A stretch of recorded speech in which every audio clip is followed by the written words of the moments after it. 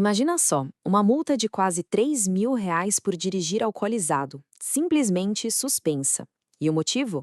Uma tal de regra dos 15 minutos que, vamos ser sinceros, quase ninguém conhece. Hoje a gente vai desvendar como um detalhe técnico, um pequeno erro no procedimento pode virar o jogo e anular uma infração que parecia ser indiscutível.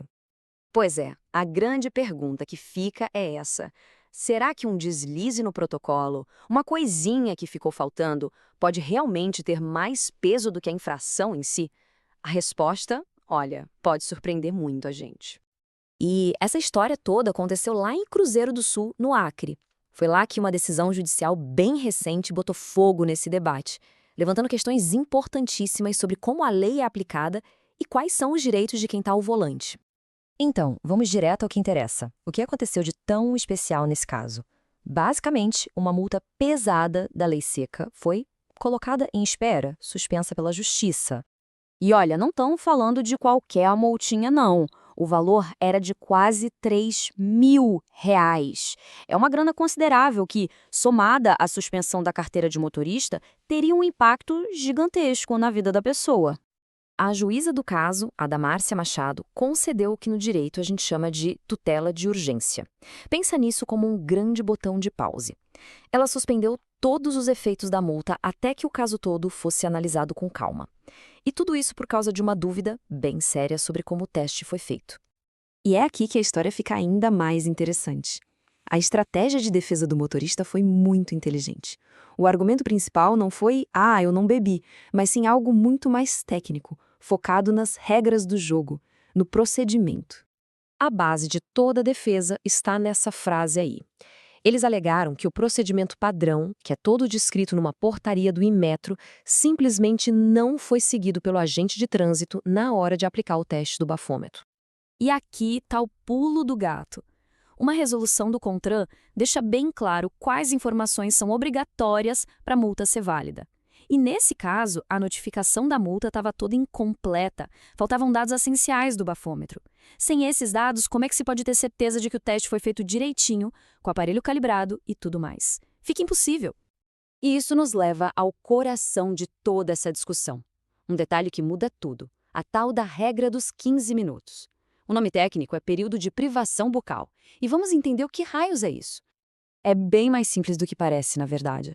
É só um tempinho de espera obrigatório que o agente de trânsito precisa respeitar antes de pedir para a pessoa soprar o aparelho. Esse período é fundamental para garantir que o resultado seja preciso, que ele meça o álcool que está no organismo e não algum resíduo que possa estar só na boca. E o número-chave aqui é 15. A regra diz que são necessários, no mínimo, 15 minutos de espera. Esse tempo é o suficiente para que qualquer resíduo de álcool que esteja na boca e que não signifique embriaguez simplesmente se dissipe. Então, o procedimento correto é bem simples. Primeiro, para o veículo. Segundo, e essa é a parte crucial, aguarda os 15 minutos obrigatórios. E só depois, no terceiro passo, é que o teste é feito. Se pular a segunda etapa, como se alega que aconteceu nesse caso, toda a validade do resultado fica comprometida. Mas por que essa espera é tão importante? Porque, acredite, um monte de coisas super comuns podem dar um resultado falso positivo. Enxaguante bucal com álcool, por exemplo, algum xarope para tosse, até bombom de licor. Tudo isso pode deixar resíduos na boca que o bafômetro vai pegar, mesmo que a pessoa não esteja nem um pouco alcoolizada.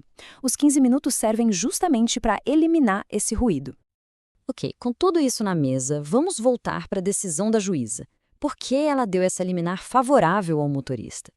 A decisão dela se apoiou em dois pilares. O primeiro, a probabilidade do direito. Ou seja, as provas apresentadas, como a notificação toda incompleta, já mostravam que era muito provável que o motorista tivesse razão. E o segundo, o perigo da demora. Quer dizer, se fosse esperar o processo todo acabar, o dano já estaria feito. A pessoa já teria perdido a CNH e pago a multa. E ainda teve mais uma coisa que pesou muito. O motorista pediu ao Detran uma cópia de todo o processo administrativo para poder se defender melhor. E não recebeu resposta. Para a juíza, isso foi um sinal claro de que o direito de defesa do cidadão poderia estar sendo prejudicado. Agora, vamos dar um passo para trás. O que esse caso específico nos ensina num sentido mais amplo? Ele nos mostra o quão importantes são as regras e os procedimentos.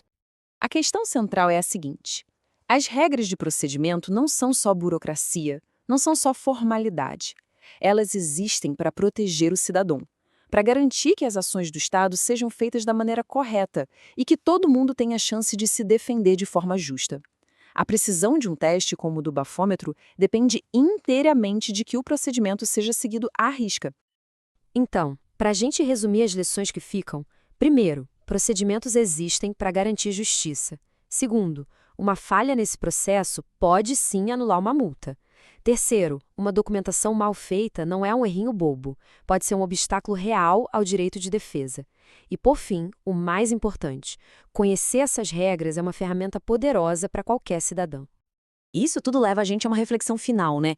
Este caso mostra na prática como o conhecimento técnico da lei pode fazer uma diferença enorme.